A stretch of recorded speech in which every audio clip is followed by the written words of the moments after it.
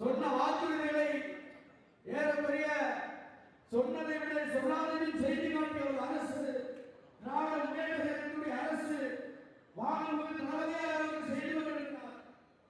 இப்பொழுது பெண்களுக்கு மாதம் 1000 ஏற்கனவே அறிவித்தார், அதை செய்து முடித்துவிட்டார். இப்பொழுது 2000 என்று சொல்லியிருக்கிறார். இந்த தேர்தலில் இல்லத்தரசிக்கு 8000 ரூபாய் கூப்பன் வழங்கும் என்று சொல்லியிருக்கிறார்.